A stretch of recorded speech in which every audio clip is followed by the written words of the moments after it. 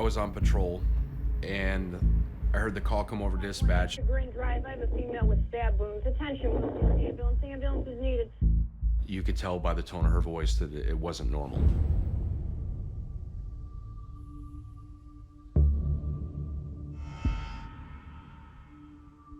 Sabrina has a 12-inch bread knife that she is holding in her right hand.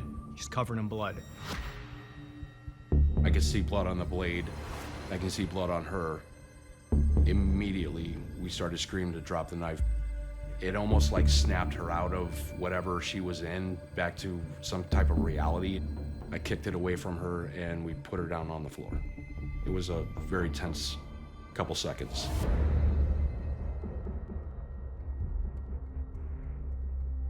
The suspect, Sabrina Zunich, she was a 18-year-old foster child of Lisa Knoefel.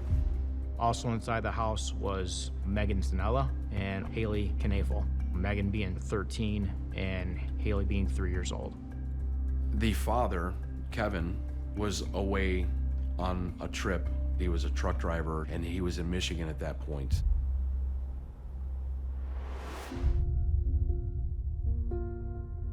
Sabrina was in foster care for many years before she came to the Knoefels.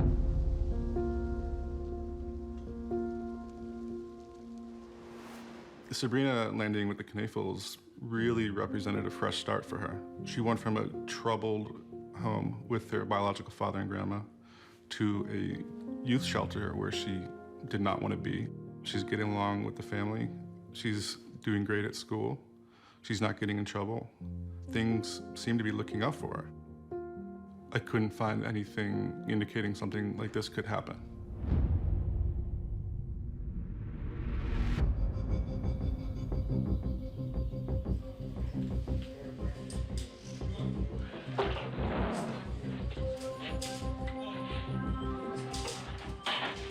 Call me, please.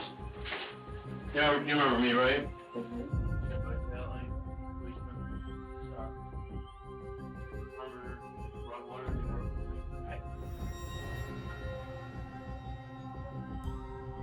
Our main goal when we first interviewed Sabrina was to get Sabrina to tell us exactly what happened. We caught her coming out of the room, so we knew she did it. We wanted to know why. So what do you recall? Yesterday? Mm-hmm. Getting done with my homework? Going, I don't know, and that's it. Mm-hmm. I'm going to bed. And we're at home? Mm-hmm. What, anything unusual happen? I don't know.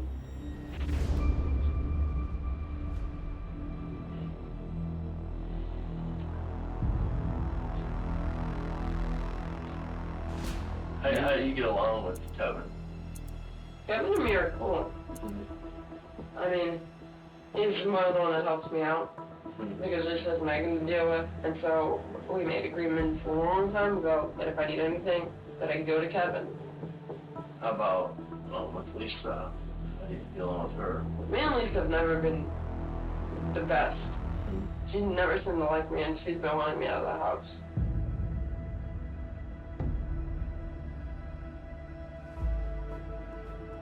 What's your thoughts on how Lisa is not alive now? What? Well, you had a knife. You stabbed Lisa. I did. Yes, you did. And Megan called the police. That can't be true. Bree, it is. I'm sorry. Lisa's really dead. Lisa's dead. Sorry. I don't believe this. Nobody else is hurt. Nobody else was hurt. Thank goodness. Sabrina never denies committing the murder. She just acts confused when I tell her that she's the one who killed Lisa Knoefel. We could have waited here for 4 days and we were probably gonna get the same answers from her. We made the decision that we're just gonna cut this down because she's not gonna give us anything else that we need.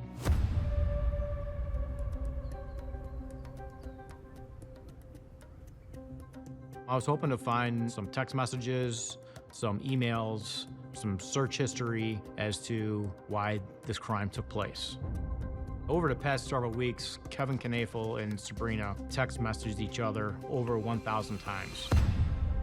I did not think it was normal for a foster father and a foster daughter to have thousands of text messages between the two of them.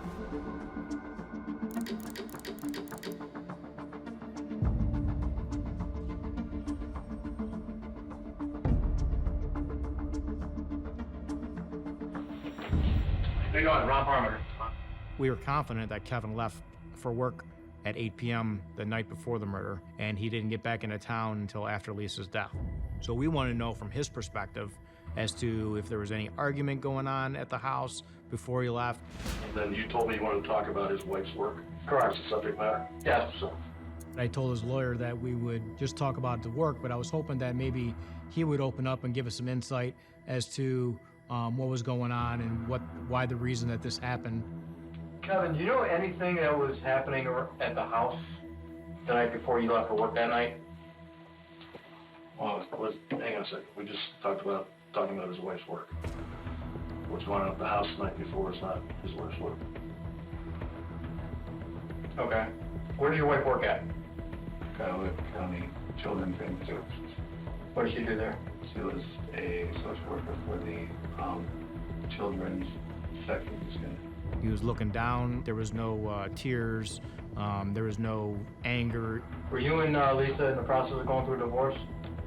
Okay, now we're getting outside the scope. Kevin Knoefel was not willing to help the police in finding out exactly what happened to his wife.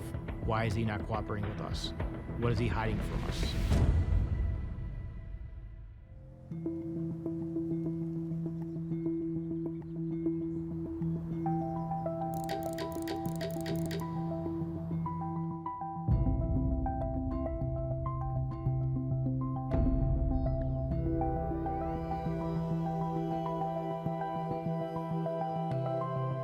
So a proffer is a good faith first step when the defense attorney, the prosecution meet with the suspect. It's an opportunity for them to be 100% complete honest and tell exactly what happened. It's a first step into a plea agreement. We cannot use this against her in court. What we believe from conversations is that what led up to this homicide, to this murder, is that there was another party involved in planning that. Yes.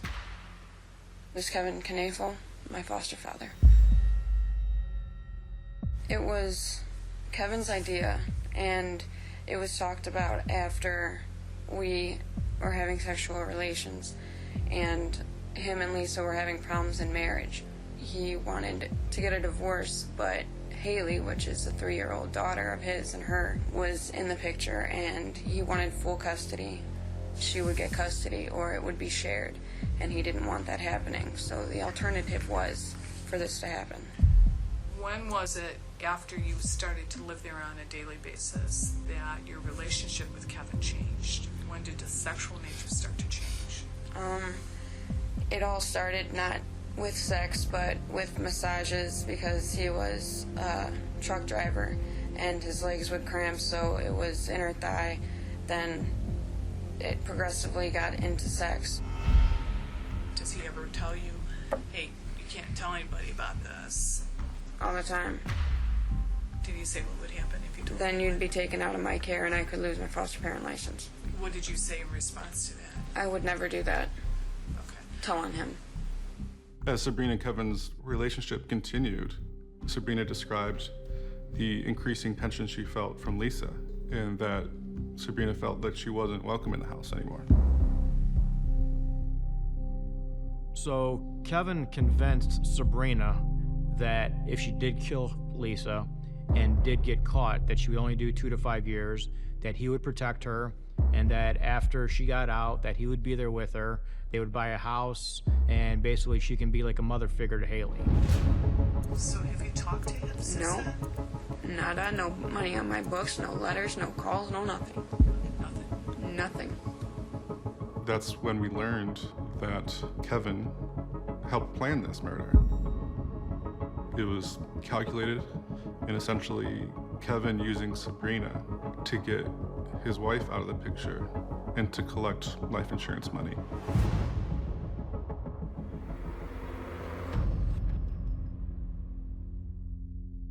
Sabrina's childhood, I believe, is probably the most important thing to understand why something like this could happen. Sabrina had never experienced a stable family, a loving household, the sense of security, the sense of belonging. Kevin seemed to know how to prey on Sabrina's vulnerabilities.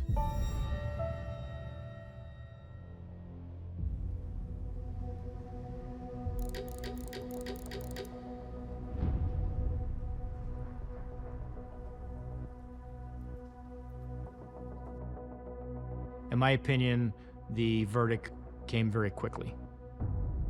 The jury came up with a guilty verdict. I believe it took a matter of about 2 days.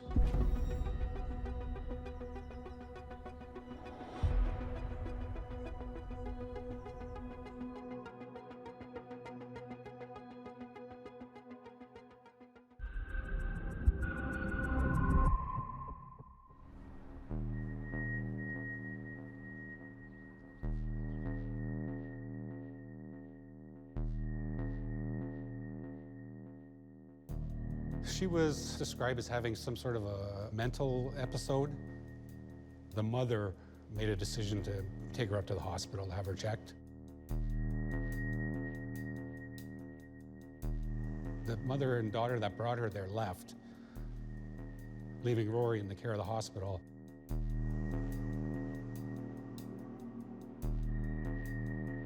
For whatever reason, she ended up leaving before she was actually seen by a physician.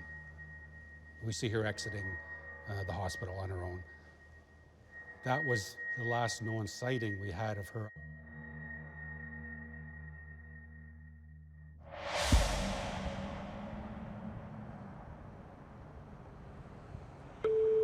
Communications. I'm a plumber and I'm on site for a job, and we've got we're snaking a drain. And we've been pulling back, we probably pulled back about 10 pounds, 15 pounds of it looks like flesh type of stuff, meat, and we don't know what it is.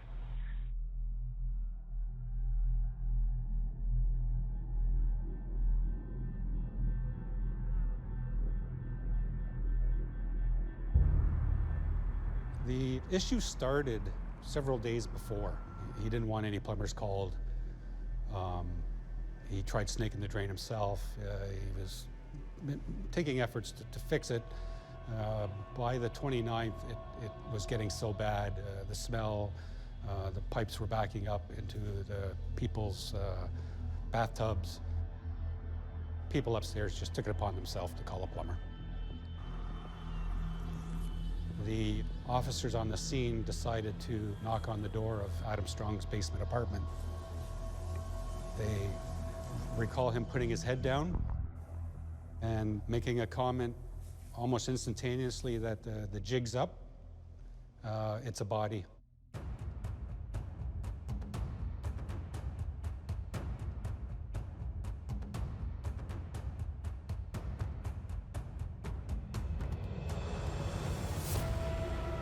He commented to the arresting officer, if you want the rest of her, she's in my freezer, and she's pretty defleshed.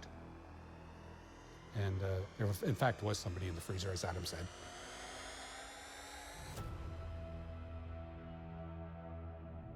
Rory had a distinct tattoo. She had the word alive tattooed on her neck. And when they looked through the freezer, they found a human head. And there was a tattoo clearly displayed. I knew right then, yeah, it's Rory. We didn't know at that point what the cause of death was. To lay that charge, you need the grounds. The decision was made to continue our investigation to see where it took us down the road.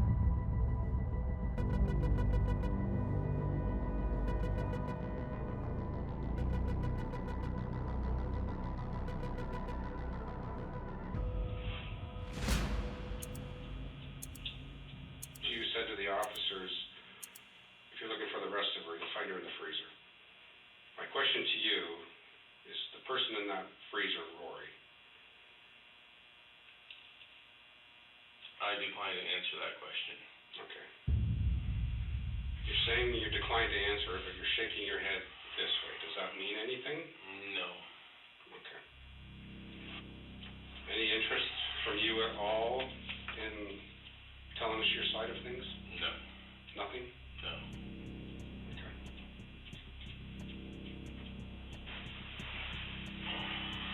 All right. I was told these things go on for like hours. Is that true? Again, it's true. After 3 hours of doing it, it was clear we weren't going to get anywhere. Excuse me. We were just going in circles. Obviously, you don't care enough to help. Are the tissues often needed? Why, do you want some? No, I'm good. Yeah. Let's just shut it down now. We could have sat there for another 3 or 6 hours. I don't think we were going to get any different results. Great, you know what? We'll walk you back.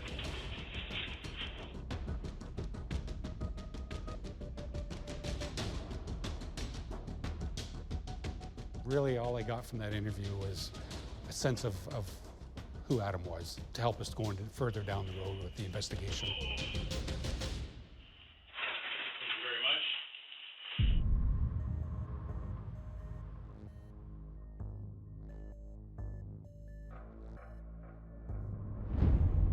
much. It was the worst apartment I've ever been in for clutter and dirt and mess.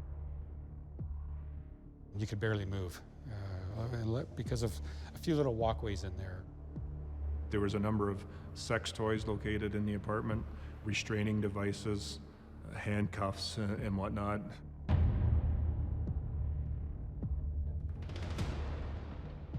There was a bent hammer we had located Rory's DNA on. Rory's running shoes were located in a bag in the apartment. There was blood spatter located on the wall and bottom baseboards leading into Adam's bedroom.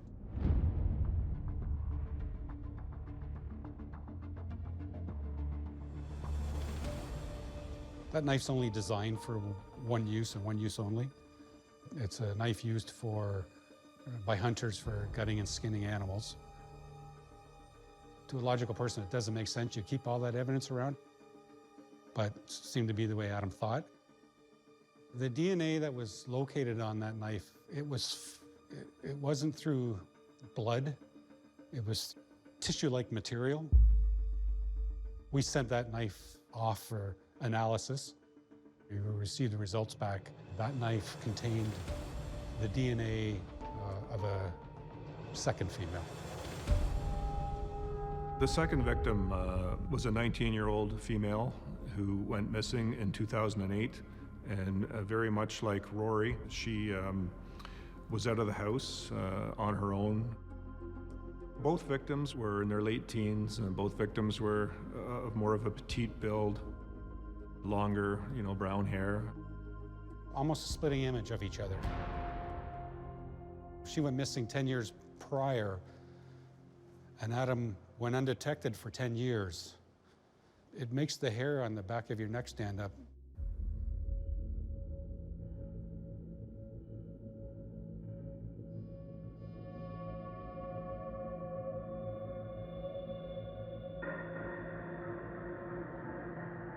I certainly felt some pressure. The reality is, if there was no conviction, then he was a free man. How you doing? Good, you? Had better days. Oh, I'm sure. Paul Mitten. Adam's wrong. Adam, you call me Paul today. All right, Paul. I have been amazed at how well I have been treated. Other than a few staff members at the 8SAG. And that's going to continue today. Yeah. I can tell you that. I mean, that's good. That's wonderful. Well, you know what? Certainly checked into how he had been treated thus far. That's important. Speaks towards admissibility. Addressed any needs that he had, and he said he hadn't eaten, so we took care of that.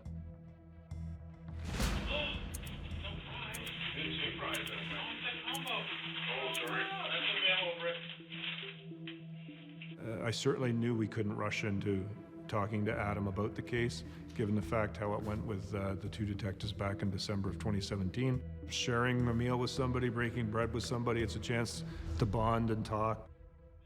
And then once that had gone on for an hour and a half or so, I started to talk about the case a little bit. How old was Rory? 18. Okay, how much of her body did you guys get back? Obviously the entire skeletal structure, right? Well, we obviously, whatever was in the house. Yes, in the freezer. Yes. And how much of it were you able to pull out of the pipes? Quite a bit. It was bad luck. Yeah, that's what I tell people. They're like, you're stupid. I'm like, you kidding me? Well, that's an awesome way. Yeah. I just got greedy, that's all. Paul, importantly, doesn't react to what most people would perhaps react to, which is, again, a rather shocking thing to say. Every time there was a little bit of information given to me, maybe even unknowingly by Adam Strong, inside I was giving myself a little fist pump, only because I thought we were advancing the case a little bit here. So, the 24th is when you start this. You said Christmas Eve? Yes. Are you doing this while it's frozen or partially defrosted? Completely defrosted. Okay. Now that would take several hours, wouldn't it? No, not in a bathtub full of hot water. Oh, okay. Like within a couple hours? I wouldn't wager. I had to fill the bathtub up a few times. How's that sound? Keep the water hot? Yes. Gotcha. I don't know if I should really be talking about that, but ultimately you do have me on the... Yeah. There's no getting around that. Yep. He thinks, and they are, only talking about dismemberment and disposal, but in fact it's allowing, in this case, the judge ultimately to make inferences about what must have happened during the actual murders that took place. All right, well, I'm gonna blast. Man, go get some sleep, dude. Listen, I appreciate you sticking it out. Well, you didn't really have a choice. No, but, I probably said more than I should have. Probably. Yeah. Probably, but that's okay.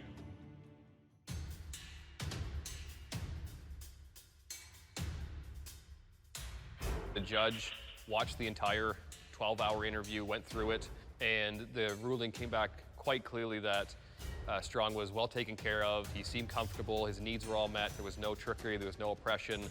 This was essentially a slam dunk in terms of admissibility, which is rare for a 12-hour interview.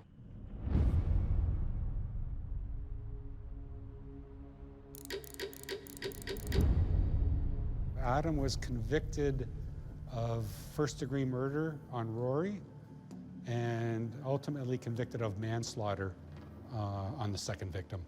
Detective Mitten and the investigative team got a first-degree murder charge and a manslaughter with no confession.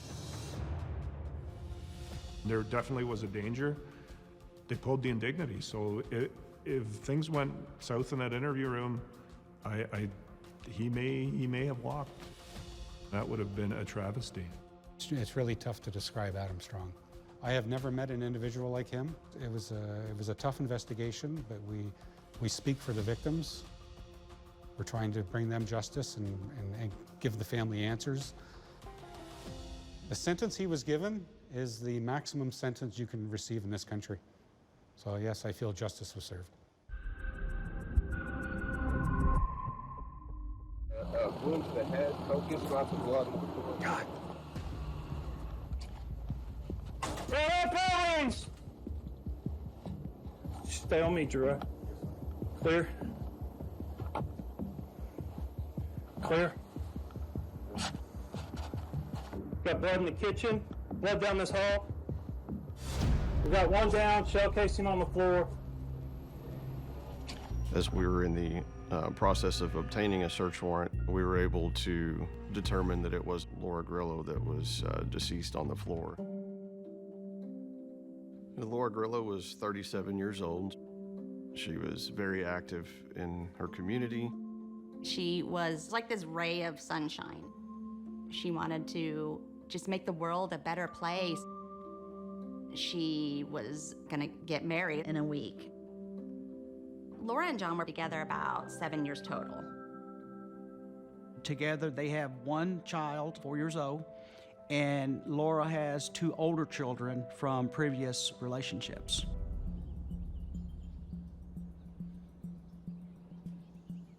He had asked if Laura was in the house. Listen to me. It looks like a gunshot wound. That is all I can tell you. You have cameras on the house? Yes. Do they record?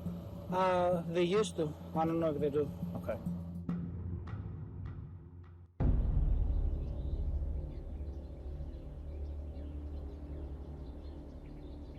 We did not find any forced entry to the residence at all, and the rest of the home appeared to be untouched.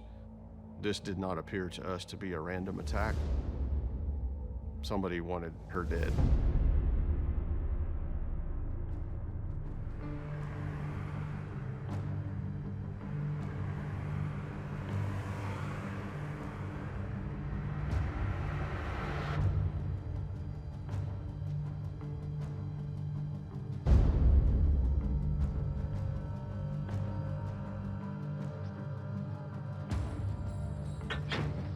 Basically, the goal was to confirm John's whereabouts on the morning of the murder. Just got off the phone with the police officers and detectives at the scene.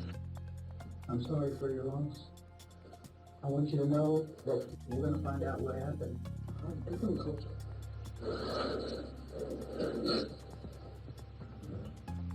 When we started the interview, he cried quietly for about 60 seconds. What would be the motive for someone to come in the house, attack Laura, and take her? No idea. Somebody chose to come in that house. But why? That's what we're going to find out. Did Laura receive any bad news? Rosie? No, to my knowledge. Okay, everything was good. I understand y'all know a wedding coming up. Yes, we're wearing a week. In a week. She was a love couple because of the wedding. She was really exposed to me. John answered my questions that he didn't owe anybody no money, nobody was threatening the family. They were pending a wedding, and he seems to be excited. He didn't stand out to be a suspect. A lot of the people that we talked to described John as a very controlling person. He didn't treat Laura very well in public. We found out that John wanted out of the relationship with Laura, but he also was trying to maintain possession of his daughter.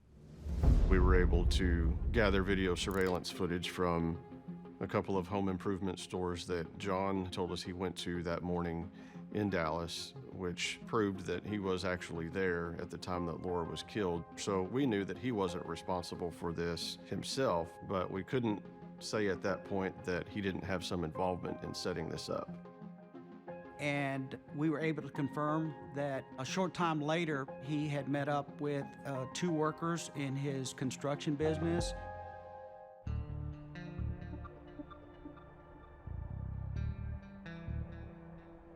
Jesus was John's right-hand man, kind of his job foreman, John's go-to person.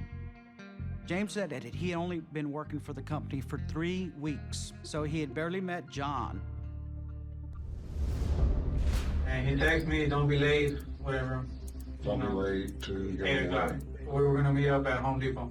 Which one? In Dallas. What happened then? Just started unloading doors. Okay. He pulled up and He being John. Okay. John showed up and everything. We started working. Yeah. Okay. Both Jesus and James were very upfront, very cooperative, very talkative. The stories matched. Jesus seemed a little too laid back, just laughing and joking around in the interview room. Some of that stuff didn't really make sense when his boss's fiancé, who he had also known for several years, was just killed. Jesus told us in his initial interview that he stayed in Dallas the entire morning Laura was killed, and his phone records showed otherwise. And what we found is about 8:26, he pinged a tower in Rowlett. And the time that his phone hit a cell tower in Rowlett, about a mile from Laura's house, was right about the time that we believed that Laura was killed. We know that James and Jesus were together that morning prior to them meeting up with John. We wanted to talk to James again, to let James know that we knew Jesus was lying to us. You said this twice, that Manuel went to your house about 8:30, 8:45, but I've got information that puts Manuel somewhere else. Just be honest. That time frame. Not at your place. He was at my place. I have proof that he was not at your place that early. That's what time he was at my place. I'm telling you, I've analyzed everything. He was not there. Still, even as we confronted him with facts that we knew, he continued to deny, but I classified him as a weak denial. We knew that he knew something about the murder.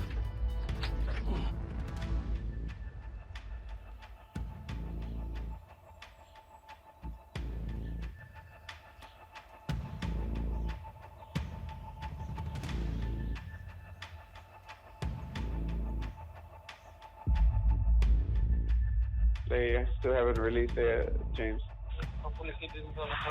No, I mean, no. I hope not. He was with me the whole time. They were clearly concerned about James being at the police department for so many hours and what he was telling us.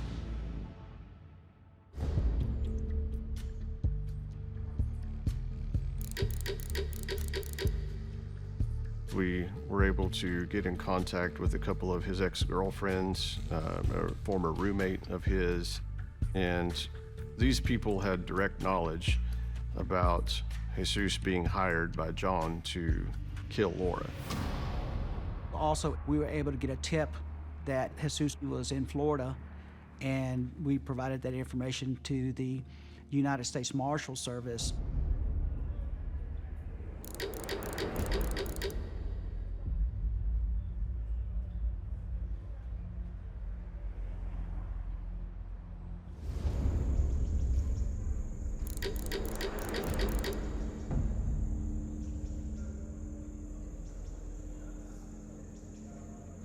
Hey, James. Jim on with the Rangers. How you doing? James seemed to be very intrigued by the Texas Rangers. He really seemed to like dealing with the Rangers, like talking to the Rangers. Well, I know that you dealt with some guys, but I'm a little bit different than them because really all I do is homicides. You actually remind me of the legend of the Texas Rangers that I heard about. But the old Wild West days. Yeah. They'll send all these marshals and sheriffs in there, and it took one Texas Ranger. One white, one Ranger, right? Okay.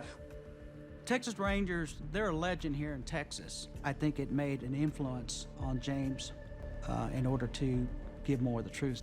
You see, his arms are open, he's pretty relaxed, and that's a good posture to move in, to draw in more of the truth.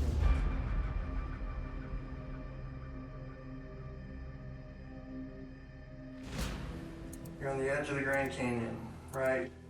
And what I'm going to ask you to do is take a leap of faith and to trust me. All right? You're my friend, right? I'm trying to be your friend. I'm the best friend you have in the whole freaking world. Should we go get your pen and paper? So how's it kick off? Alright, when Jesus first mentioned anything about this, I disregarded it. I thought he was just about to smoke. He shows up in the morning and we get in the car and we go. The whole time,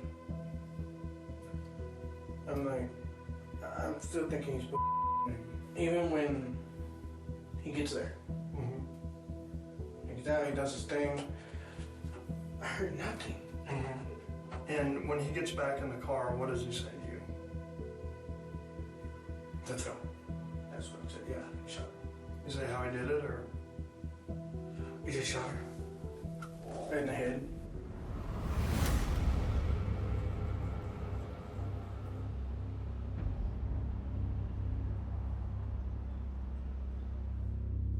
Right, but it's pretty obvious that John ordered it. Yeah. Did Jesus ever say how much John paid him for it? He was boasting about something about 15 grand.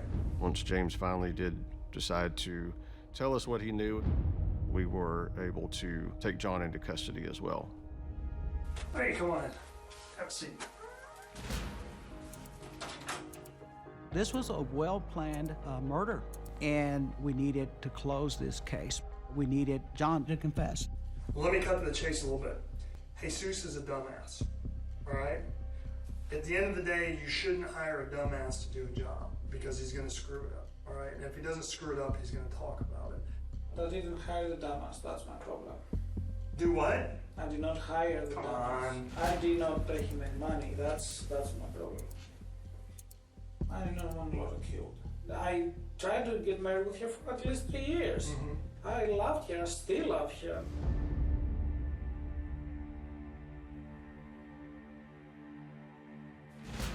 Say this. I'm sorry. Oh, I am sorry that my wife was killed. I cried so many times. I mean, you're telling me that, basically admitting that I hired him to do the murder. That's what you're telling me. Am I telling you to admit that? No, I already know that you did that. I'm giving you an opportunity to tell the truth. I need to talk to the attorney.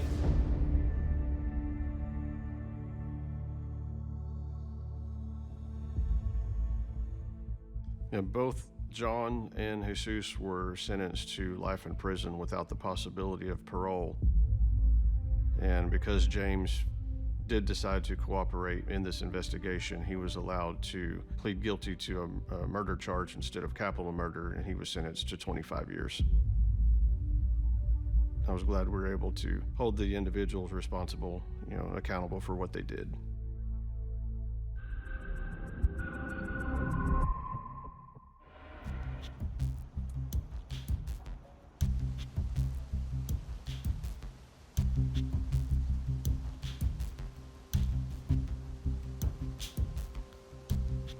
Carl didn't show up to work, which was not like him at all. He never missed work.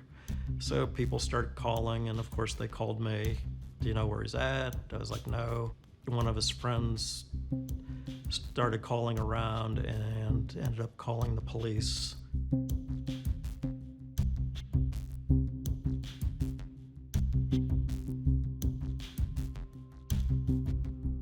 When the Newton Falls Police Department arrived on scene, they did not notice any signs of forced entry. Everything looked okay, and they eventually contacted Carl's parents, and they made entry to the house.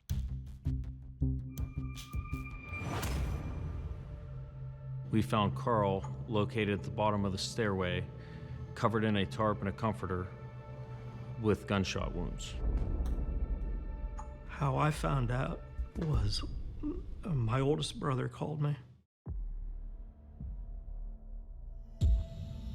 From looking at the condition of the body, the estimate was he had been dead 2 or 3 days. We discovered he had 3 gunshot wounds, 2 to the torso and 1 to the head. And the gunshot wound sustained to Carl's head was at close range.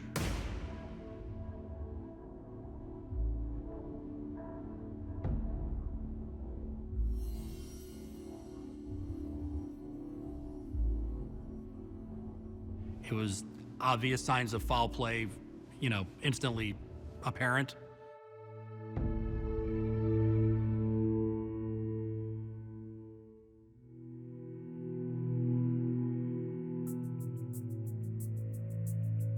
We were told that Claudia was originally from Brazil, that in the late 90s she moved to the U.S., became a naturalized U.S. citizen. Carl met Claudia through Match.com, and he dated her for a couple months, and then for whatever reason, he decided to run off to Las Vegas and go get married. That was a little impulsive for him. 6 to 9 months into the marriage, he started expressing some concerns about being married to Claudia. He just said he wasn't happy with her and wanted to get away from her. I believe she was taking his money. That's what he believed. So he started talking to me about wanting to get divorced. There were multiple efforts by the police and others to contact Claudia Hoerig. They could not connect with her. Nobody really knew where she was, and so she was quickly a person of interest.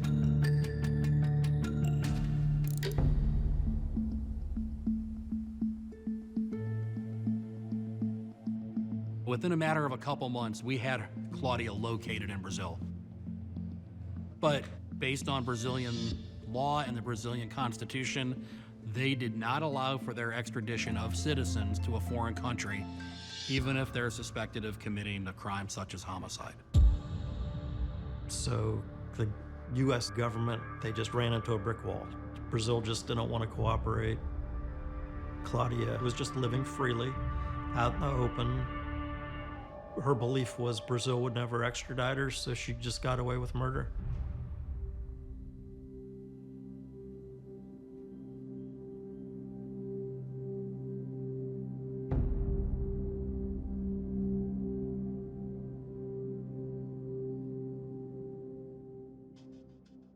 I was looking at a couple hours, almost every night, corresponding with the embassy. I just really wasn't willing to give up. That family never let go to the idea that anybody could get away with killing their son, their brother. Our case was in the late 90s. Claudia becomes an American citizen. She signs her documents taking allegiance with the United States of America and denying her loyalty to Brazil. That got us in the door. I said, I don't want her Brazilian ass, I want her American ass.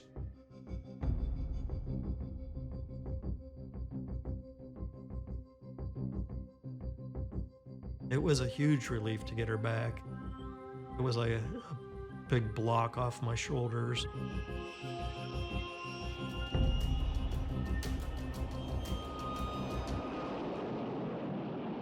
Out of the blue, just mid-flight, she says, you know a wife doesn't kill her husband without a good reason. It put those of us on the plane in a really tenuous or unique position. We don't know enough about the case to question her, but on the other hand, we have no legal obligation to make her stop talking. And she spent the next couple hours of this flight telling the story that she wanted to have heard.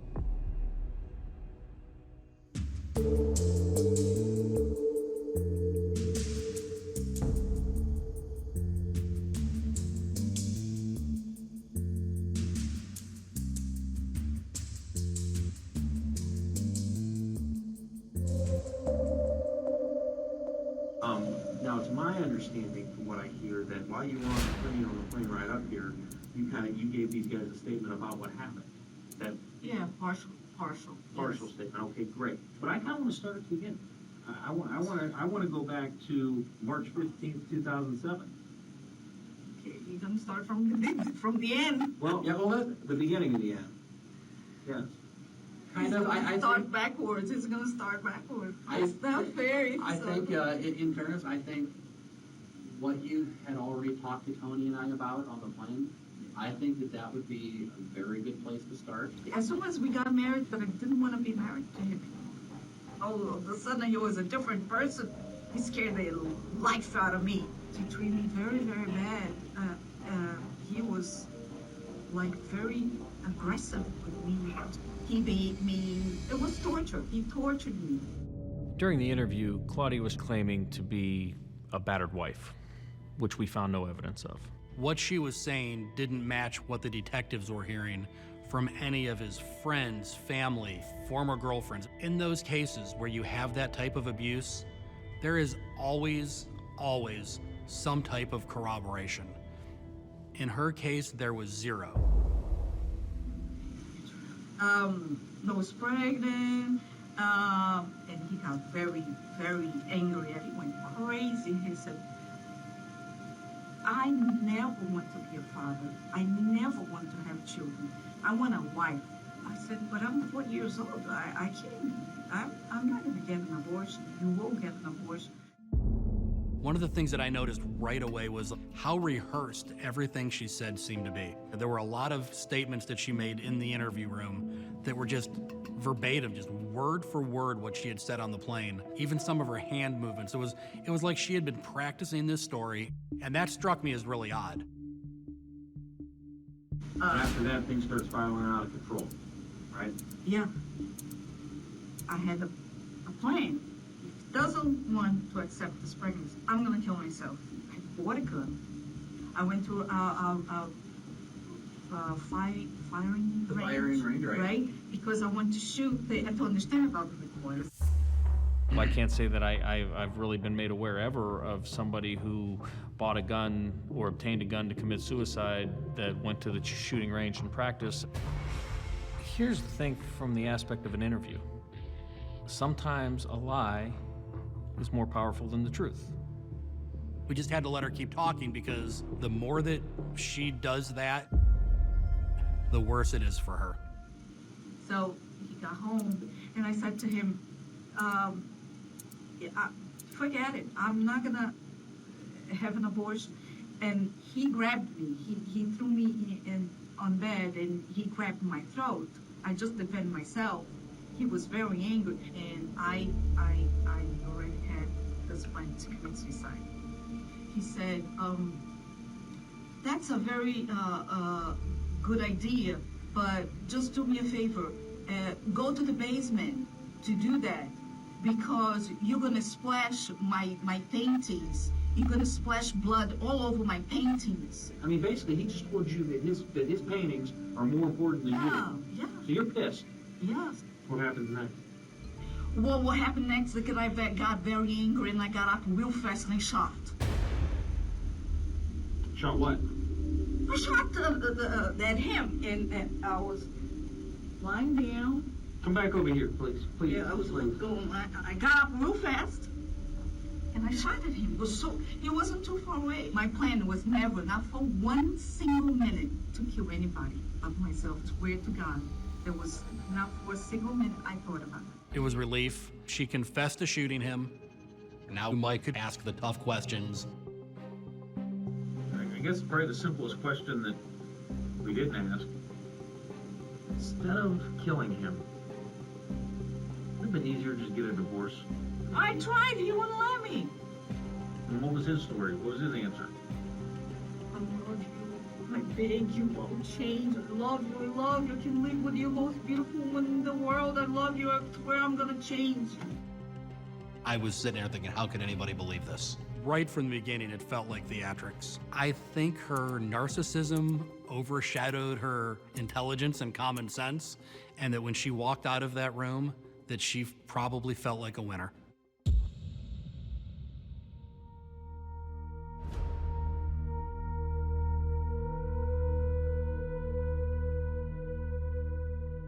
My personal belief is I think she wasn't real pleased that he had rejected her. He wanted to get divorced from her. I don't think she was used to that, and I think she was vindictive.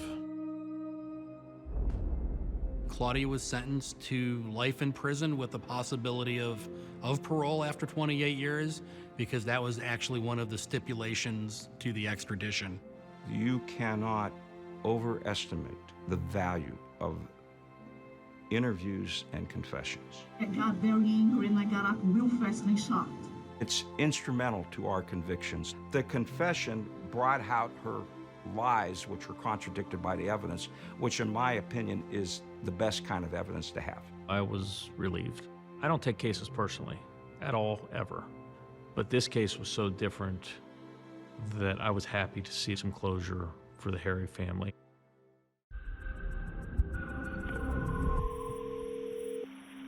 Sheriff's Office. Hi, ma'am. This is Scott Sunford. Today at 324, 327, and 328, I had 3 census trips, and I've been out of town with family for a funeral. My wife was home. Okay. I just got home, and the board that I have over my back door has been broken. So somebody has forced their way in, and I haven't heard back from my wife. I need an officer here now. Okay. And what's your wife's name? Desiree Sunford. 44. I'm arriving on my call. Can you wait? When I rolled up to the residence, I saw somebody had their spotlight on the house, and he had a pistol drawn. That person was later identified as Scott Sunford. And I asked him what was going on. why didn't you go in? He said, I don't know what's in there. Which is a very odd answer to give. I entered the house, and I remember walking down the hallway, and the first room to my left, and there were bullet casings on the floor. To the left, I could see the body of Desiree Sunford. Whoever shot her wanted her dead. At that point, when I had exited the house and walked over to Mr. Sunford and told him that there was a deceased woman in the house.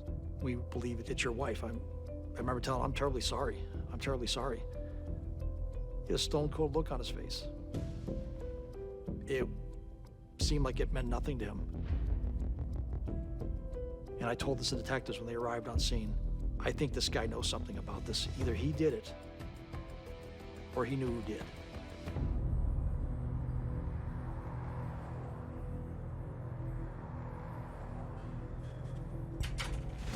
He was a 31-year-old veteran in the National Guard. He actually worked at the local training center for the military base here in Yakima County. Scott informed us that he had gone down to the Tri-Cities, which is about an hour and a half, 2 hours south of Yakima, to attend a funeral. And he attended the funeral Saturday afternoon, and then he had called Desiree, said he was going to spend the night down there. You mentioned that you got a bunch of alarm hits on through your phone at like 3 in the morning. He received texts from the alarm company saying something had gone wrong or something tripped the alarm. Okay, and so why not go in the house and check things out and make sure she's okay? Because I was afraid. What were you afraid of? When I saw that back door, I just couldn't decide whether I could deal with what I may or may not see. It didn't make sense that a husband would stand back and not go into the house to see if his wife's hurt or injured. You said you were in the military? Yeah, 13 years. 13 years? Did you get deployed in combat areas? Yeah, we had a couple deployments. Where at? Iraq. Iraq. Well, I'm just thinking, you're a big guy. You're what, 6'4"? Somewhere up there. 6'4", 250. You've got a firearm on you. You've been in combat. I mean, you've done some serious that most people will never do. So if anyone's going to be willing to go charging in the house and make sure their wife's okay, it would seem to me that it would be you. In my 30-year career, I have never seen anything like this. For a guy his size, stature, and armed with a .45 to wait for a police officer to show up to check on the welfare of his wife. He's understanding everything we have to say, but he's just not showing any emotion, no anger, no sorrow. It's just not right. You left Yakima about 08:30 on Saturday and drove down to the Tri-Cities. Yep. And then you stayed at your dad's in Kennewick? No, I actually stayed with a friend, but let's see. What's the friend's name? Oh, her name's Paige. She's a mutual friend. Was it just a platonic friendship, or did you have an actual relationship with Paige? You know, I shouldn't go there because it's kind of rude, but well, Des didn't want me to say anything to anybody, but at one point, her and Paige had a little thing going for a while there, a little experiment. Okay, so it was Desiree and Paige who had the sexual relationship? Yeah. But not you and Paige?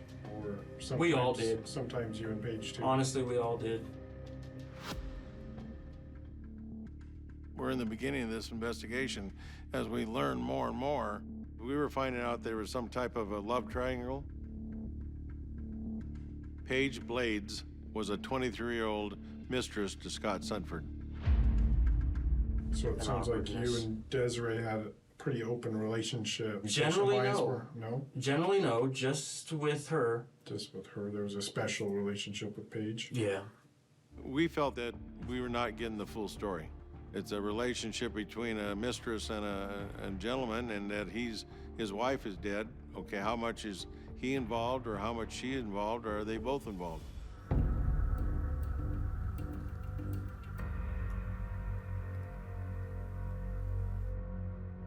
We suspected that Paige maybe was giving him an alibi, that he maybe was not there that evening, but his phone was not anywhere near the residence at the time of the homicide. Even though he's still our #1 person of interest, it just wasn't connecting him to the crime at the time.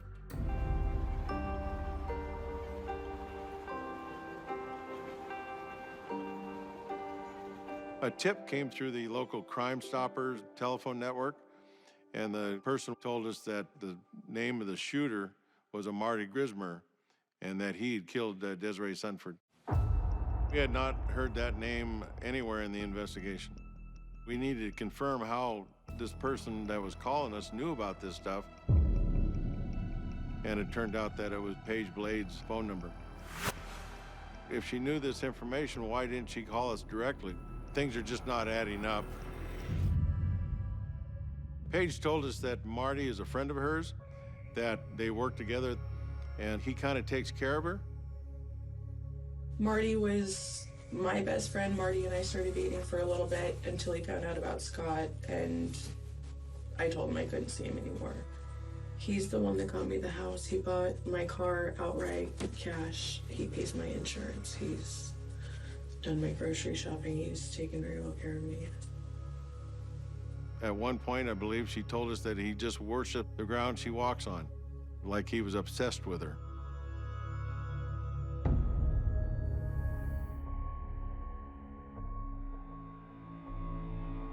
He asked me if I wanted him to take care of this new woman like he did Des.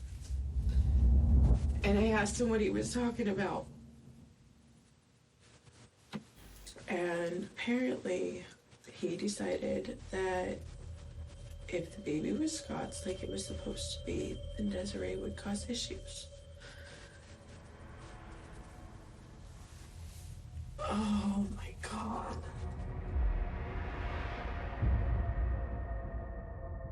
We were skeptical about what type of information she was providing.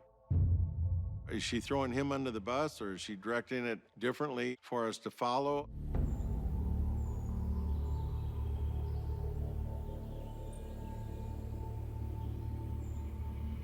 The sheriff's office received a phone call from one of the other managers who was cleaning where Marty had his office, and found a bag of gun parts. So our team immediately drove to Moses Lake, recovered the gun parts, and took them directly to the crime lab to have them examined. It was determined that this barrel was on the gun used to kill Desiree Sunford. The bullets that we recovered from her autopsy came from that barrel. We had evidence in our hands that gave us enough to arrest him on the spot, but we'd really like to have a confession. What's your relationship with Paige? It's been complicated over the years. I mean, she was the best man at my wedding. So, I mean, she was my best friend for a while there. Were you two involved in a sexual relationship at one time? Not exactly, no. We just fooled around a bit on there early on, but I was taking care of things for her financially. Fixing up her house, fixing up her plumbing, finding her a place to live, moving her butt in there. Moving stuff out of storages for her when the bills were running out on there. I've tried to be there for her because I wanted a relationship with her. Like a moth to a flame, I kept going back and trying to help her, even after her own mother told me you probably shouldn't be her friend.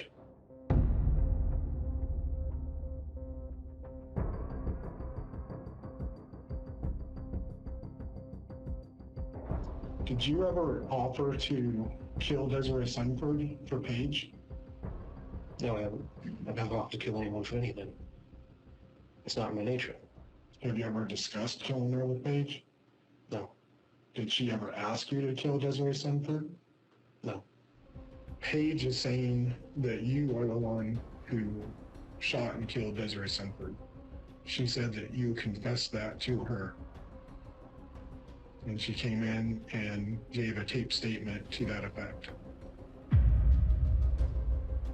Can't believe that she's yelling that. I mean, didn't kill anyone. She's pinning the on me. You work at Basic American Foods, and they said that you were suspended from work for having gun parts at work. Okay, tell me about that. What kind of gun parts are we talking about? I had a gun barrel that I left there. A gun barrel? Yeah. Okay. Where it gets even worse for you is this gun barrel that we've been talking about. That's the gun barrel that was in the gun that killed Desiree Sunford. I've already retrieved that gun barrel from Basic American Foods, and I've already had the ballistic analysis done on it. And the slugs that were pulled from Desiree's body came from that gun. After everything you've done for her, after all the money, blood, sweat, tears, and love that you gave to her, and she turned around and you over. I know.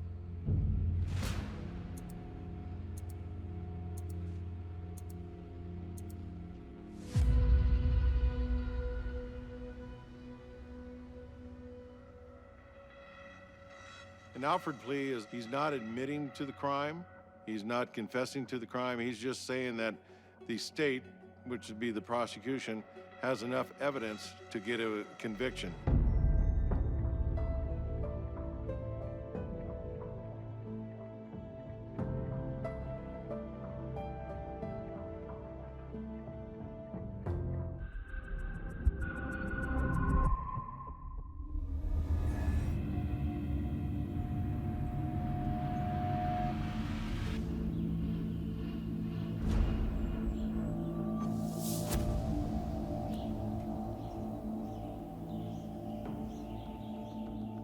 The medical center director contacted our 24/7 duty phone number and indicated that the facility had reviewed multiple instances going back to January of 2018 and had identified inpatients who had suffered severe low blood sugar, all of which, with the exception of one, had passed away shortly thereafter.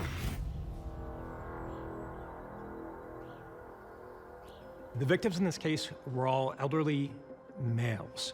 They all had various health conditions. However, the clinical expectation was that they were all supposed to be discharged. Death did not appear to be imminent. Some of the medical doctors found it unusual, first of all, that there were multiple non-diabetic patients that were dying of these severely low blood sugars. There was no logical reason why their blood sugar plummeted to such dangerously low levels.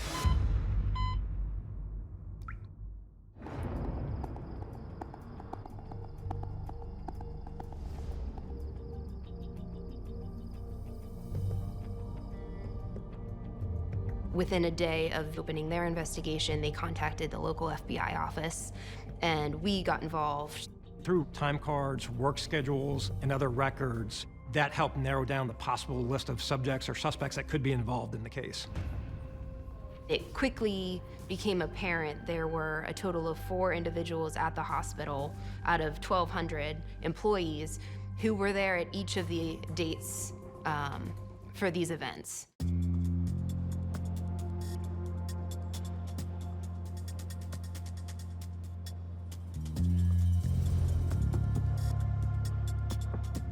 Rita Mays was an uncertified nursing assistant who worked in the medical surgical unit that they referred to as Ward 3A. She was responsible for taking the vitals of patients, intake and outtake, as well as taking glucometer or finger stick readings of blood sugar levels of patients.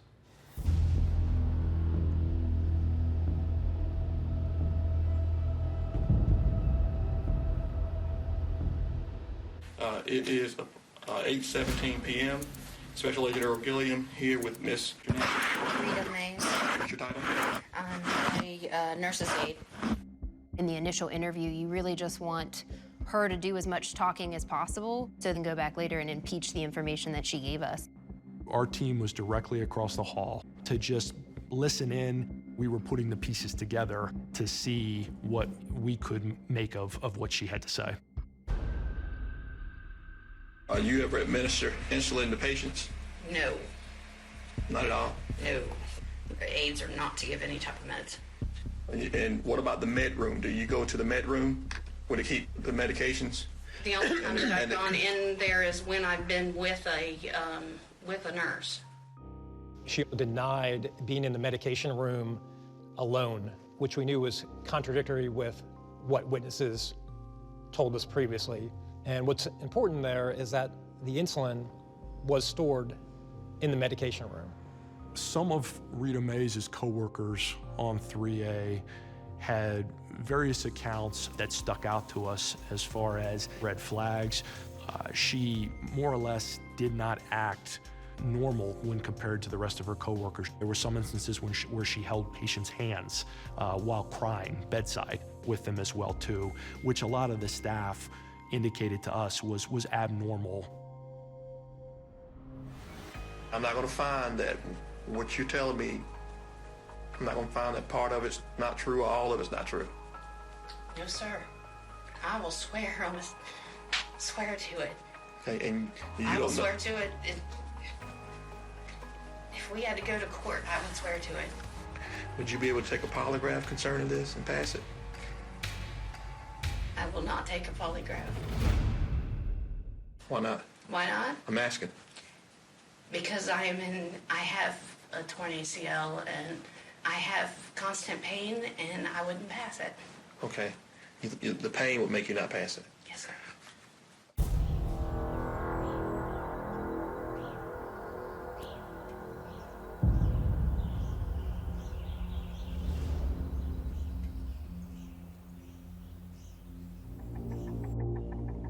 We learned that Rita Mays' husband had been in jail during the times in which the murders took place.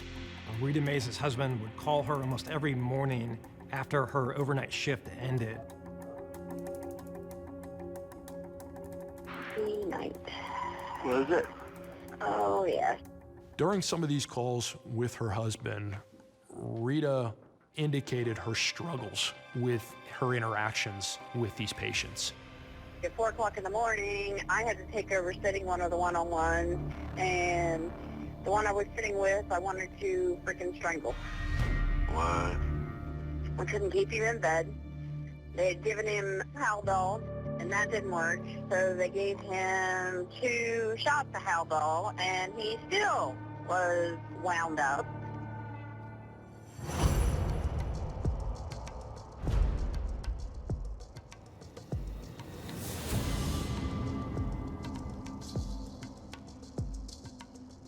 When she returned the following shift after having placed that call and made those comments, the same patient suffered low blood sugars again, indicative of this patient being administered insulin 2 different occasions.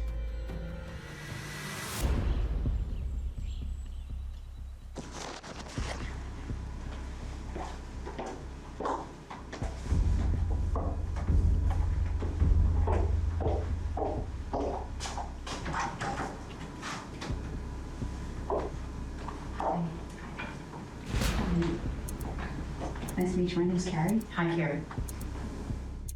We had a special agent from the FBI Behavioral Analysis Unit come out. They offered for Special Agent Carrie Robbins to participate and to conduct the interview. We had been prepping her for it, just one interviewer in the room. My understanding is, did you win the Nurse of the Year award? The year before last, Nurse's Aide. Yeah, and I've heard that. And I've heard that you're the go-to person. You do exemplary work. The interviewer does pay compliments to Mays that would really allow Mays to agree with her and engage her in talking. It builds a little bit of rapport, but it also makes Rita feel that she has the power in the conversation.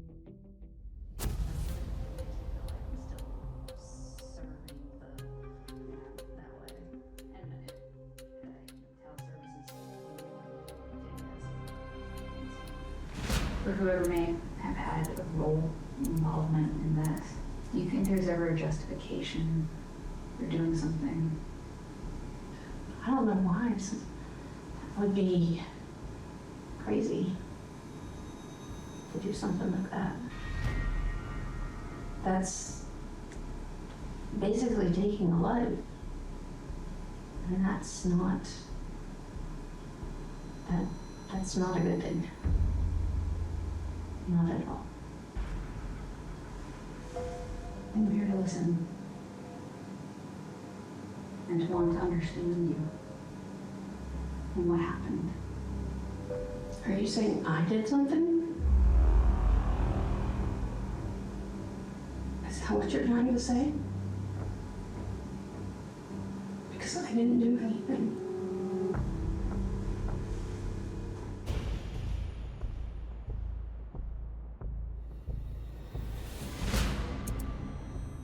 Whatever you did doesn't change who you are. It doesn't. You're still that person. I didn't do anything. There's a lot of people saying you did. Tell me what happened. The truth. After today, I cannot make that promise to you. You'll be sitting across from somebody who will listen to you.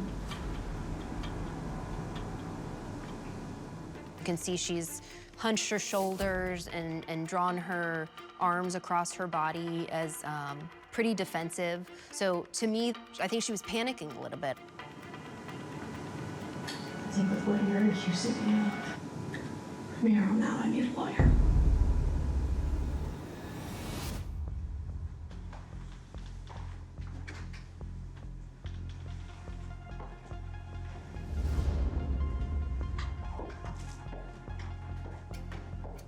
Right after the interview, there was a major payoff because within a few hours of that end of the second interview, she actually buys a book called I'm Dead, Now What?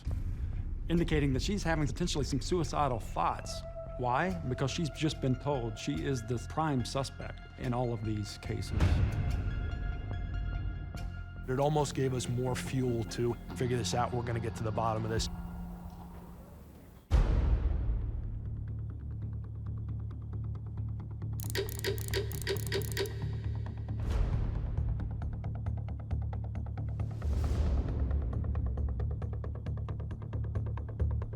Between the second interview in August of 2018 and October of 2019, the bulk of the investigative work was complete during that time period.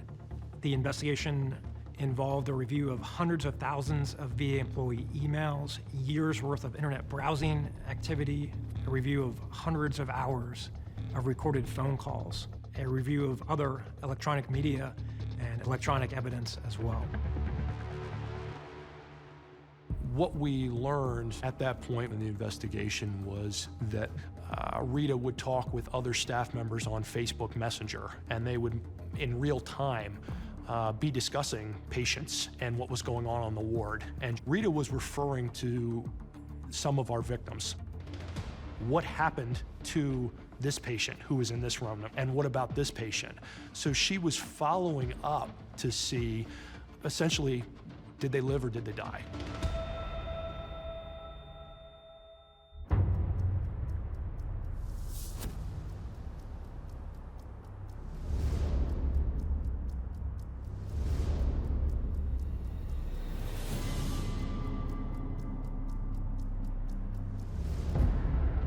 The interviews were important. Despite not obtaining a confession, there was no eyewitness, no surveillance camera footage, no murder weapon, no DNA, no fingerprint.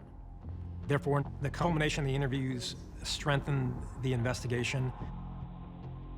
Although we did not get the verbal answers and the confessions that we were looking for, just to be able to tap into the mindset of Rita was just as important.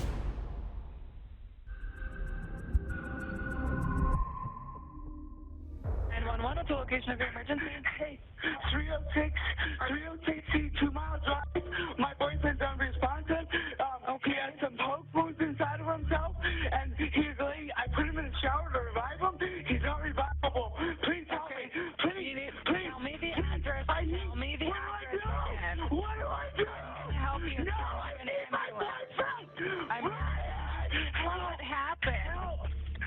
don't know. I came home in so much blood. Yes.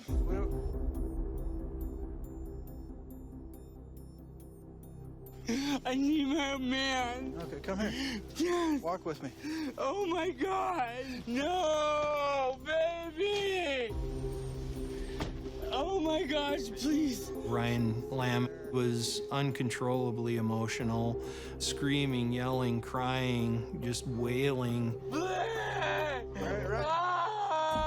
They determined that for safety's sake, he needed to be handcuffed and removed from the scene.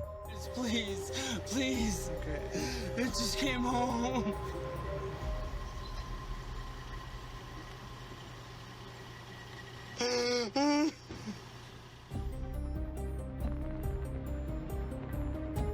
As the police entered the unit, they could see blood on the doorstep and on the landing. They said that the apartment was in disarray. It appeared as if there had been some sort of altercation. There was blood on the bed, blood on the floor. You could see foot marks and fingerprints on the linoleum. Once they got into the bathroom, they found Ryan Nixon in the bathtub in a semi-seated position with the water running. I think he was only clothed in his underwear. Mr. Lamb had reported that Mr. Nixon had poke holes in him. We later learned that those were the result of being stabbed with a pair of scissors that we found in the residence. Ultimately, it was determined that Ryan Nixon was deceased.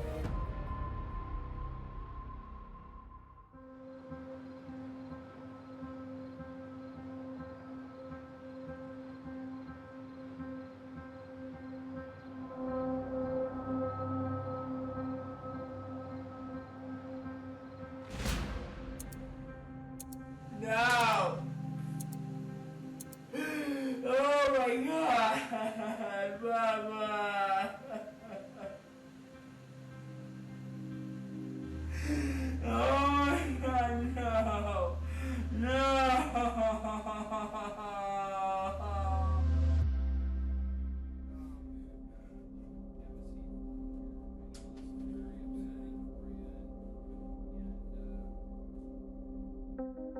I approached it from an informational standpoint and asked him, what can you tell us about this situation? Do you know who did this? So Ryan, I know that you've told the other officers kind of what took place, but I'm sorry I wasn't there for that. Can you tell me from start to finish? I just recall like coming in and there was like blood all over this dude. He cracked his nose or something. And I go in, and he was laying right on the kitchen. There's a wall that separates the kitchen from the living room. He was laying up against that, and he had scissors in his belly, and he was bleeding really heavily from the back of his head. How did his head get cut? I don't know. There was blood on the back of his head when he leaned up from the wall. And then he just called for help. And like, he said it was fine. It was fine. Ryan said it was fine. He said he was totally like conscious and like talking to me and said it was fine. Mr. Lamb said that they didn't have a functioning cell phone, so his first thought was to run to a local gas station, which is quite a distance away, probably half a mile or 3/4 of a mile from where the apartment was, to utilize the phone. I guess common sense tells me that if you have somebody that has a pair of scissors sticking out of their stomach and has an injury to the back of the head, why didn't you go to a neighbor's immediately and ask to use the phone to call 911? What do you got on the inside of your shirt there? Looks like you got... That was from other night. At least one of the patrol officers that had interaction with Lamb and myself recognized that there were some marks on his chest and abdomen. The marks to me look like a 4-pronged fork. I believe one of the patrol officers asked him about that, and initially he said it's not relevant. He said it's a rash. Can you unbutton your shirt so I can see that? There were a couple of them that had fresh blood as a result of the poke marks.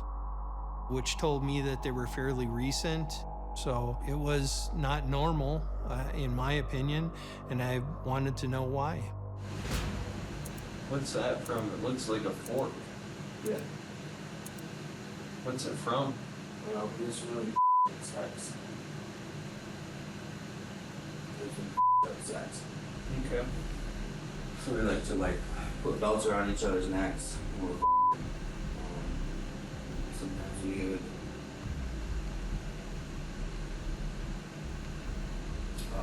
immobilize, completely restrain the other one. That's what we're into.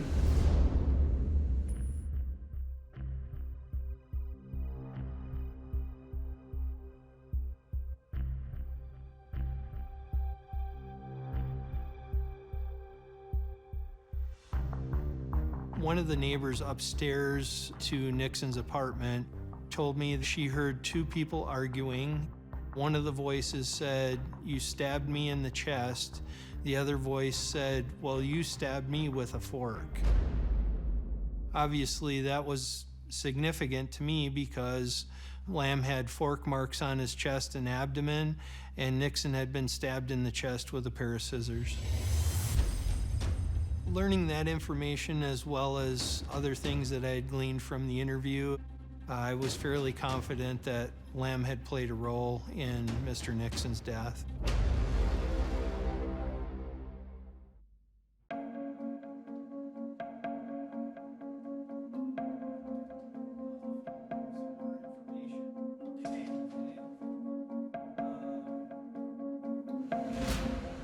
Here's where we're at with this. I just talked with the county attorney's office, and based on the information I have, we're going to be charging you with deliberate homicide.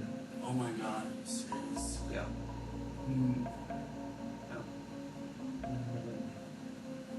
Whoa. Whoa.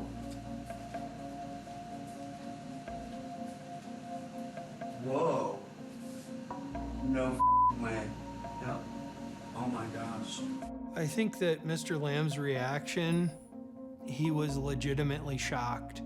I think that he thought he could throw up some smoke and mirrors and he'd be walking out of the back door of the police department that day, and that didn't happen. So I'm asking you, I'm begging you here, please explain to me what happened so I have a clear picture, you know, of what took place, you know? I mean, otherwise I gotta go based on the facts that I have. Understood.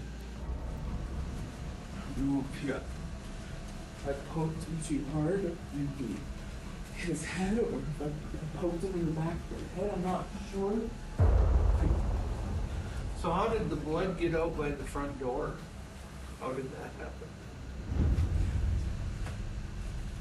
Maybe he got up, was like looking for me. Okay. I didn't leave him. I didn't leave him in the shower. I didn't leave him anywhere near the bathroom. Like, okay. It was right there by the clothes, and it was just like so much blood, and then it started like getting really like just on the back of his head right there. And I thought he had like banged his head, or maybe I poked him in the neck or something. When he confessed to killing Mr. Nixon, it was somewhat of a relief for him. It probably not like triggering me to get some information. Like, I really, this is such like an accident. It's gone like so bad. Okay. Oh my God. My mama. Mr. Lamb used the scissors on Nixon, and he said he didn't intend to harm him as bad as he did, or certainly not kill him. Based on the information I had learned through the investigation, had Ryan Lamb called for help sooner, there was a possibility that Ryan Nixon could have been saved.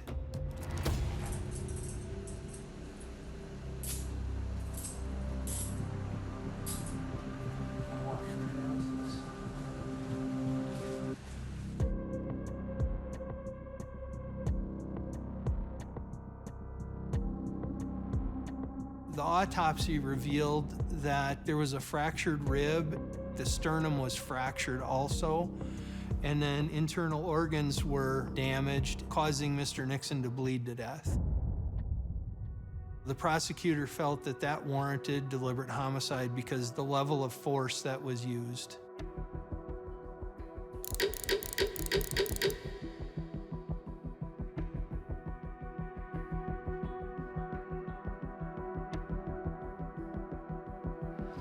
Lamb and his defense attorneys claimed at trial is that it was a domestic violence situation where Nixon attacked Lamb with the fork, and Lamb was defending himself with the pair of scissors.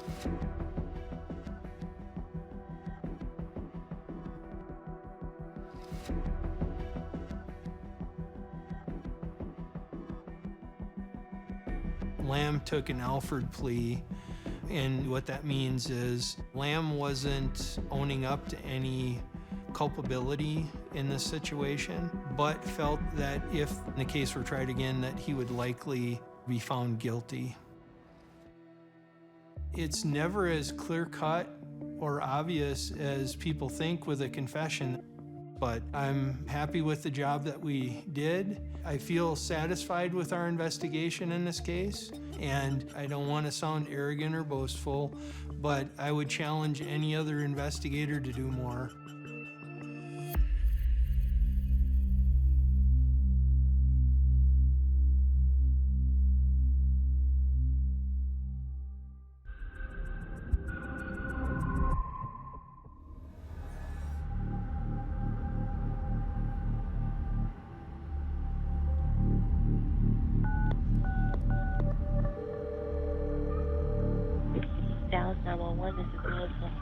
Yes, I need paramedics and police. I'm at 30 eastbound.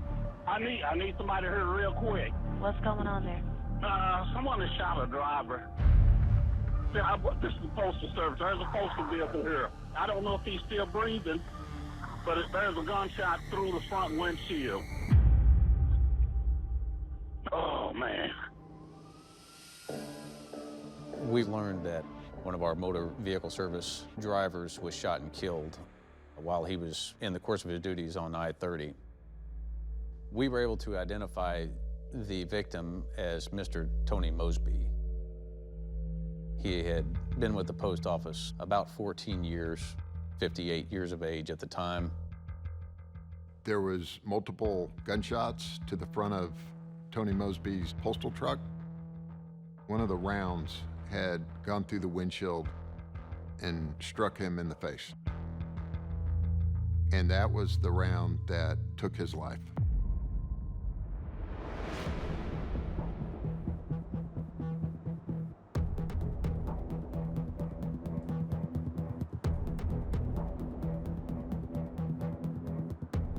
Her relative worked for the Postal Service, and I think once they had learned Mr. Mosby had died, it was weighing on her. Today's date is February 21st, 2018. Time is 11:48. Jessica, my name is Derek Cheney. I'm with the Dallas Police Department. And I'm Paul Ecker with the U.S. Postal Inspection Service. If interviewing and interrogating anyone, you have to make them comfortable. She was very nervous, very scared, because she knew this murder has been on the news. She knows information about it. We really appreciate you stepping up and doing the right thing and being here, okay? Okay. You're not under custody. Right. You're not in custody, and you're free to leave at any point. So all this is voluntary information that you're providing, yes? No one's threatening you or anything to that effect? Okay.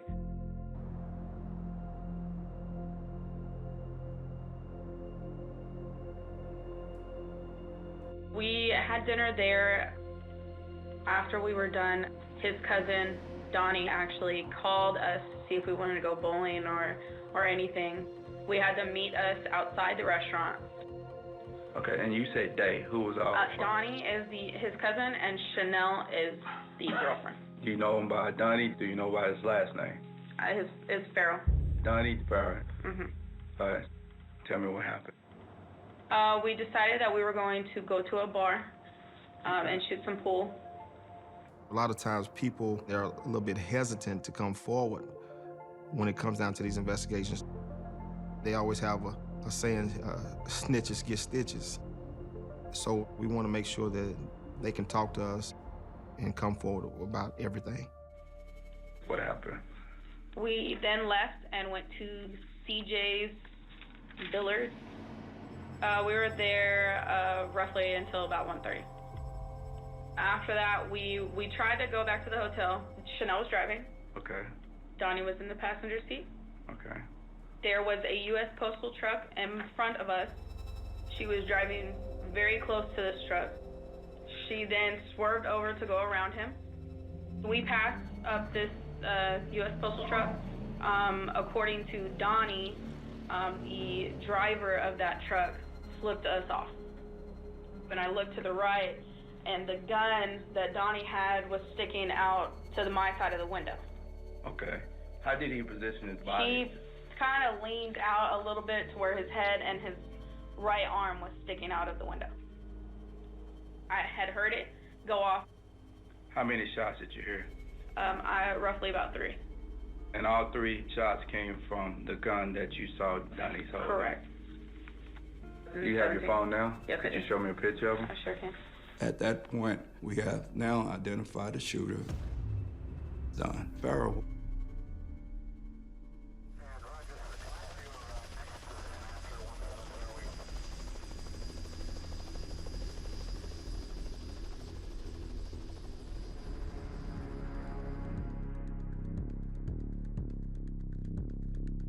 We already had an idea of what our challenges was.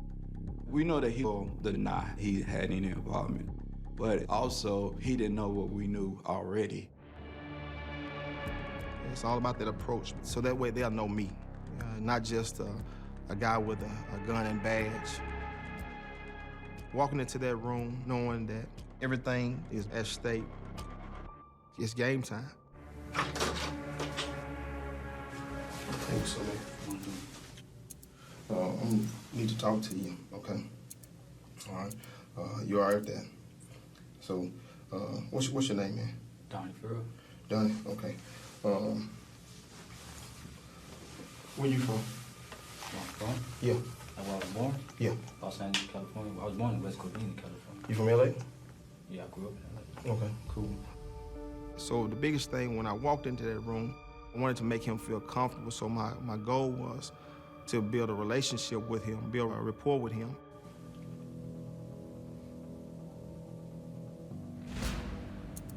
In this case, I know you were there, okay?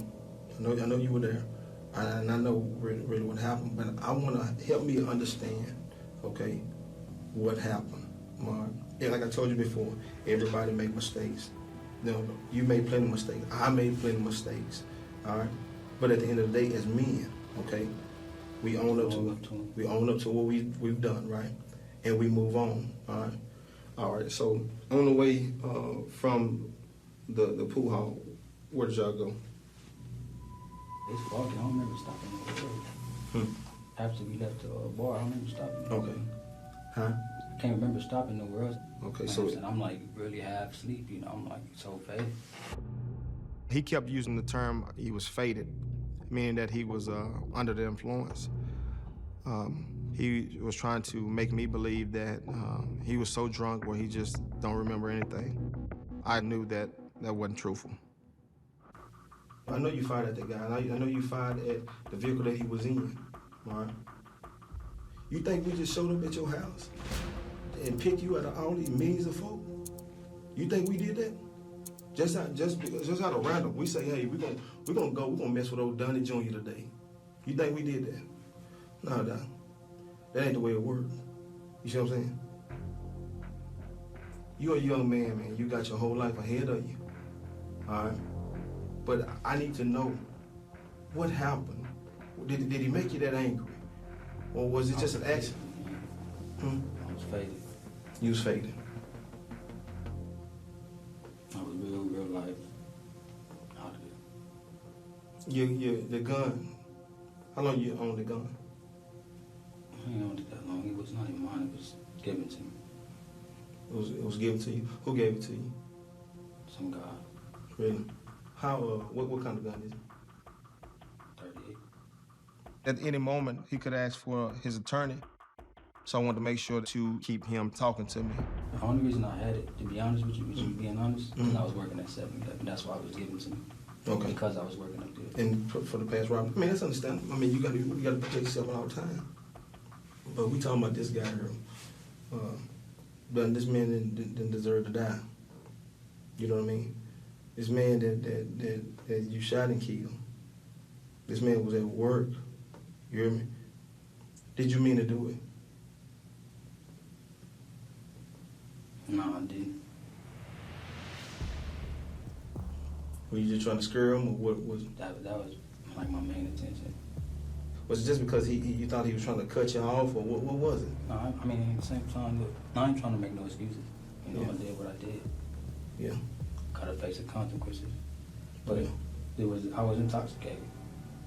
Like I said, I was so faded, man, like my eyes were barely open. Okay. And he gave you the finger, and that pissed you off. And that's why you shot him. So like, where is this tape gonna be showed at court? No, it's about, yeah. I mean, this is all a part of the investigation.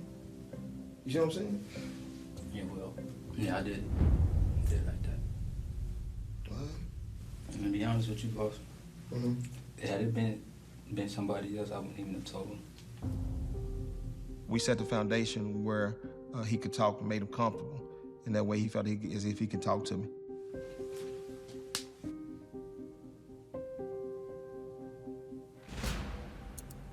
I'm gonna be honest with you, you're gonna be charged with murder tonight, okay? Well, let me ask you this straight up, man, like, you tell me I'm young, I got my whole life ahead of me. Mm-hmm. I made this mistake. Mm-hmm. How long you think you ain't gonna get me? You know, I don't know. I don't make those decisions. I'm not gonna lie to you. What kind of murder is it? It's murder. It's murder? Yeah.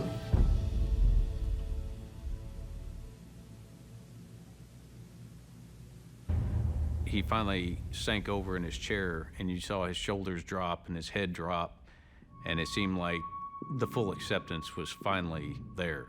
He realized this show was over. There wasn't any more denial. There wasn't any more covering it up.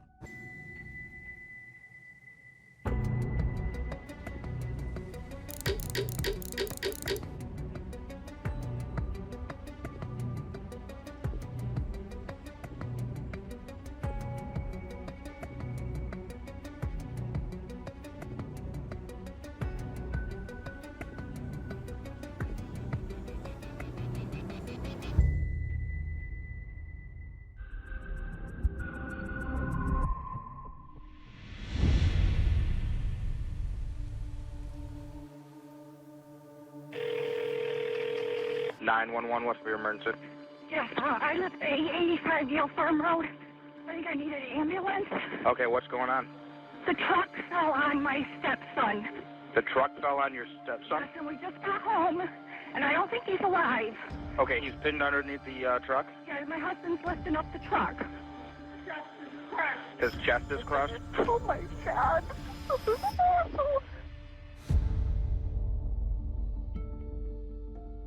Levi was 23 when he died. He had left behind 2 young kids and was trying to make a life for himself after a troubled childhood.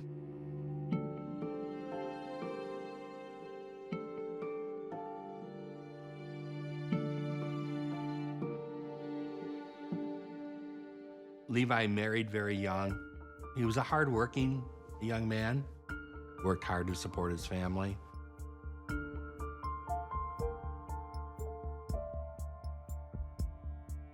And I think most people would say, unfortunate, what a tragedy.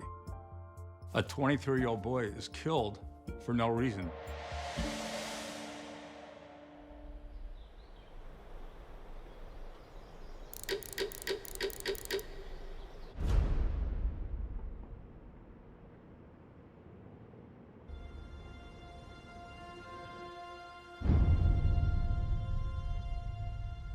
She said she had heard from Carl's second wife, Cindy Carlson, and that Cindy had told her that she had left her husband and that she was afraid he was going to come after her, and that she believed that her husband had killed his son Levi.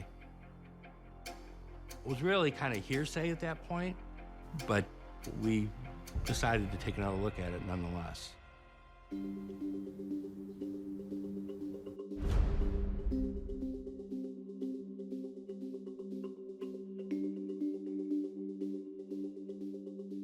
"17 days before the death of Levi, Carl takes Levi up to a bank and he takes out a life insurance policy on Levi, but with a rider that makes the value of life insurance policy $700,000. When I first reviewed the report from 2008, there was no mention of an insurance policy.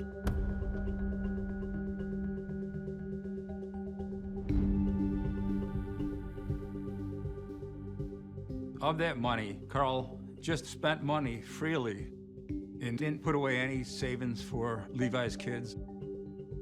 We realized we need to take a look at this Carl Carlson and see what this person's really like.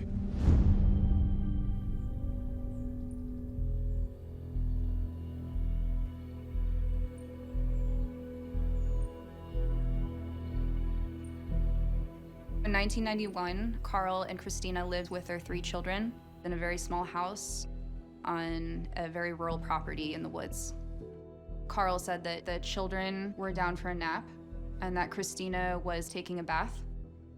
Carl was out in a work shed and he hears the screams.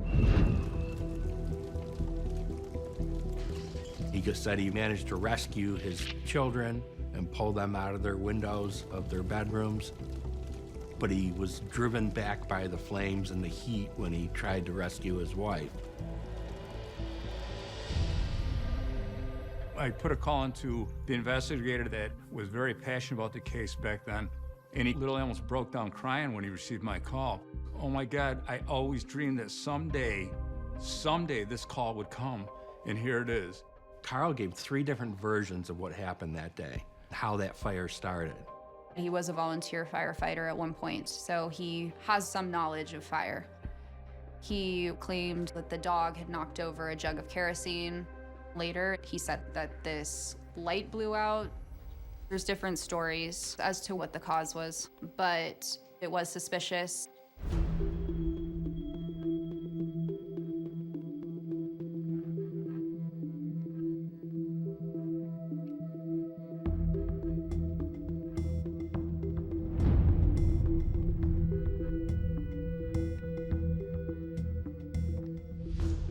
Carl claims that he had boarded this window up because the window was broken. He used 17 nails. Christina had a $150,000 life insurance policy on her at the time of her death. Carl got the money and used it largely to finance his move back to New York and kind of start over again with the kids. The investigator said he was told, Carl went to New York, he's New York's problem now, and we're not putting the money into this case anymore. Just let it go. But he then said that he photocopied every single record, and they're in a box in my basement.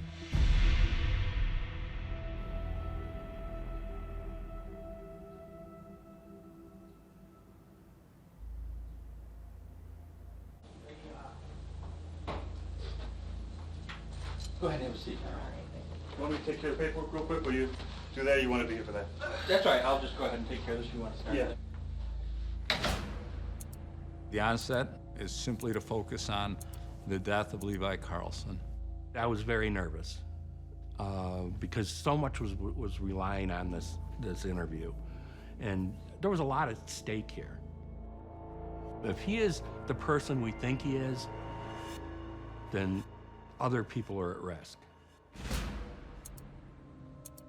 Tell us about it. The day that my son died, her and I, we had a funeral to go to.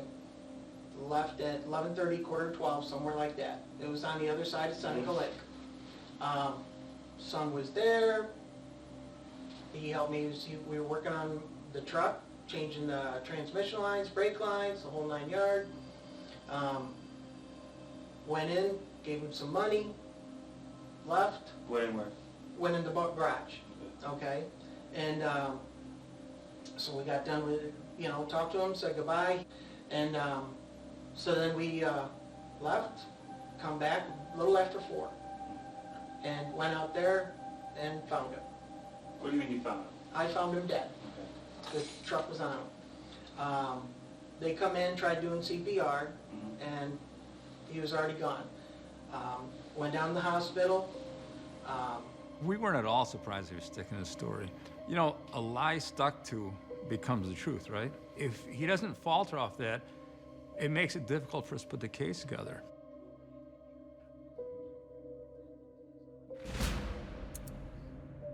We talked if nothing else is working, we can try some deception. Now, when you use deception in an interview, it's allowable to a point, but where that point is in a gray area, so you're taking a risk when you do it. There's a big problem.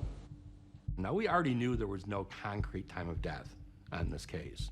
Tom came up with this concept that through medical technology, we were able to tell exactly what time he died, and we knew what time Carl had left. And I wish I could say he died in your presence. But when you walk back in there, if you're telling us the truth and saying you had a conversation with him, you're lying because he was dead at that time. No, I had a conversation with him, I'll tell you that. Okay. Well, he was either dead when you walked in there or as you walked out. That's fact. You're feeling the pressure and you are not able to tell the truth right now. If you really truly felt like what you did was right, and which I think you did in a minute. All right, I did not kill Levi. There's no way I could have. But he was dead when I went in there. Okay. Tell us about that. Good, Carl. You're doing great, buddy. I think he's not crying here. He's trying to put on a show for the camera and for all of us that he's emotional here.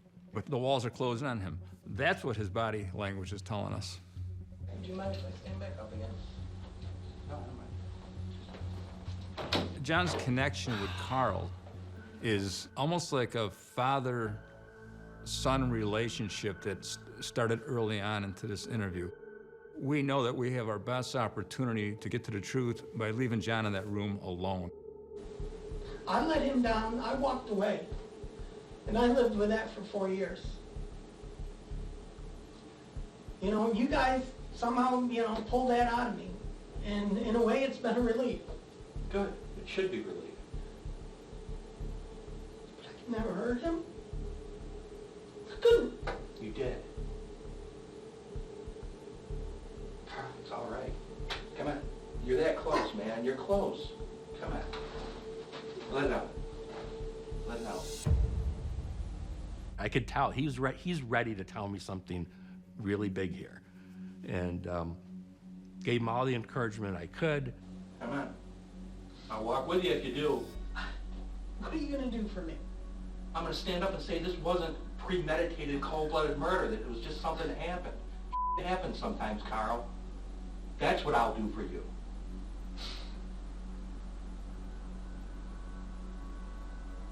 It was an accident. I opened the truck door. Okay. When they did it,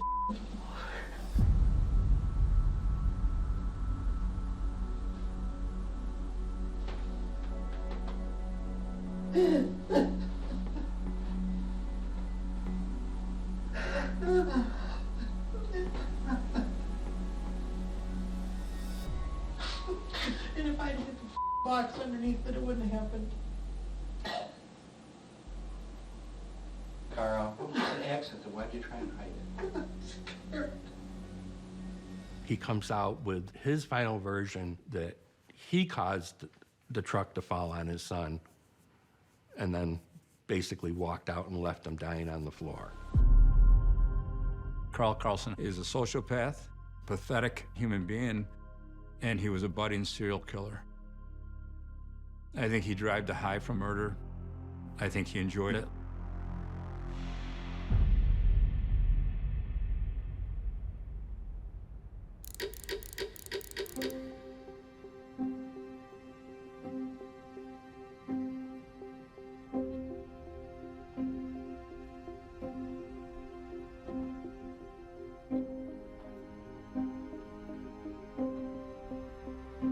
This wasn't a job, this case. This was about Levi.